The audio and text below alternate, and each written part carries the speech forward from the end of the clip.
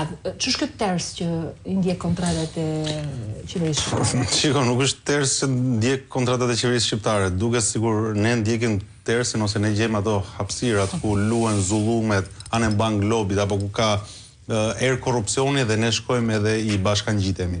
Se e parë në plan të parë, do të thënë një kompani izraelite e cila po hetohet nga NATO, është një kompani që edhe qeveria shqiptare, do të thënë mund lidhte kontrata si kompani prestigjioze, me emër ka marrë kontrata në shumë vende të NATO-s dhe në Shtetet e Bashkuara të Amerikës dhe nga vetë NATO ka marrë miliarda euro kontrata, të cilat kanë rezultuar, disa prej tyre kanë rezultuar që janë marrë nëpërmjet korrupsionit, nëpërmjet rishfeteve, dhe akuzat aktuale janë për korrupsion edhe për grup të strukturuar kriminal. Dhe një prej kontratave, jo për llogaritë të NATO-s, por në mënyrë të drejtë për drejtë kompania izraelite me qeverinë shqiptare, e kanë nënshkruar për rilindjen që kryeministri thotë të ushtrisë shqiptare.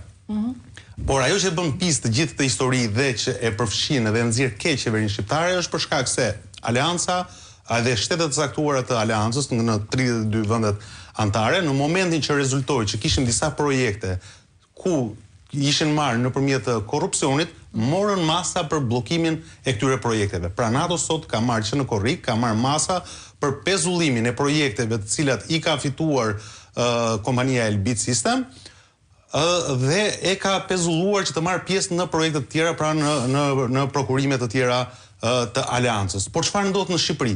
Ndërsa NATO e ka bllokuar, e ka pezulluar të paktën deri në përfundimin e hetimeve sa të zbardhet gjithë historia, qeveria shqiptare ka shkuar edhe më tej, duke forcuar bashkëpunimin dhe vazhdon të nënshkruaj projekte, kontrata, marrëveshje edhe pas korrikut. Pra edhe pas masave që mori NATO. Mos gaboj dhe deklaratë që vum tek emisioni i Blendi Fevziut, më duket është në muajin shtator. Pra është diku te 2-3 muaj pasi ka ndodhur gjithë skandali në Aleancën. Okej, opinioni publik mund mos ta dinte historinë e korrupsionit në NATO, por qeveria shqiptare si vend antar i NATO-s ka pas informacionet në kohë reale.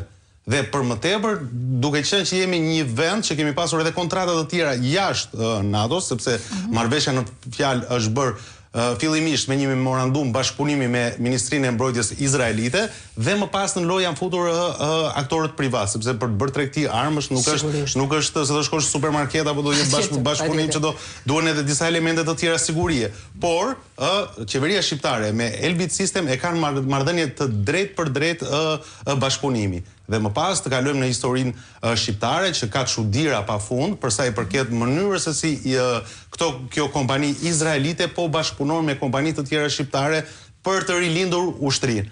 Ajo çfarë është delikate në këtë histori është dhe fakti që këto projekte, për çfarë projekte bëhen fjalë, nuk ka një transparencë dhe secila është kostoja e këtyre projekteve. Qeveria nuk ka fare informacion. Sepse i konsiderojnë, duke qenë që është në fushën e mbrojtjes dhe të armatimit, konsiderojnë sekret. Por në momentin që jemi përballë një skandali, një historie korruptive, edhe për më tepër që ka pasur edhe deklarata në atë kohë, unë kujtoj për herë të parë izraelitët në Shqipëri për lidhje me kryeministrin Rama apo për marrjen e projekteve të ndryshme janë denoncuar nga Arben Ahmetaj. Arben Ahmetaj dikur në një prej intervistave të dhënë për Çim Pekën, deklaronte, fliste për një izraelit mik të kryeministrit i cili do të blinte borxhin publik, i cili do të merrte pronën e ambasadës shqiptare në SBA për të ndërtuar atje një kull dhe befasani ky rreth njerëzish na dalin sot të përfshirë. Në fakt një emër përmend edhe tek editoriali Kapitali.al, ata që kanë publikuar, madje shkohet më tej në atë editorial, Romier, ku thuhet që kjo aferë me gjas mund të jetë shumë herë më e rëndë se ajo e incineratorëve. Duke referuar dhe vlerës monetare. Kjo i referohet jo vetëm vlerës monetare, por i referohet edhe asaj çfarë unë thash pak më parë, duke qenë që izraelitët nuk është se erdhi shteti izraelit dhe ndërtoi fabrika në Shqipëri. Atje është një kompani e cila prodhon dhe qeveria shqiptare jep disa kompanive shqiptare të ndërtuara në Shqipëri, të cilat mund të kenë dhe aksioner izraelit, jep ca lek që më pas këto kompani që marrin këto lekët për të ndërtuar fabrika apo për të rinovuar flota apo trajnuar. Po patjetër, jo një, janë disa, të cilat marrin lekët nga qeveria shqiptare dhe më pas bëjnë në blerjen te kjo kompania Elbit System. Pra në fund ne japin miliona lekë për mos të pasur asgjë. Që është më e kupton sepse jepet do lekë për të ndërtuar. Po pra, prandaj krahasohet prandaj dhe ka kompani që kanë numër minimal punonjësish, por kjo mbetet domethënë për të parë, për të investiguar, për të bërë, sepse ne nuk kemi pasur kompani me historik apo me historik apo me eksperiencë në fushën e armatimit. Kush po i bën në Shqipëri këto investime, këto bashkëpunime. Pra që kemi precedent problematik. Të gjitha këtu mbeten për të parë që mos përfundojmë në fund tek ai krahasimi që ju thatë që në fund të përfundojmë me një incinerator që nuk ekziston. Që nuk ekziston. Si ka reaguar sot në fakt Edi Rama, kryeministri?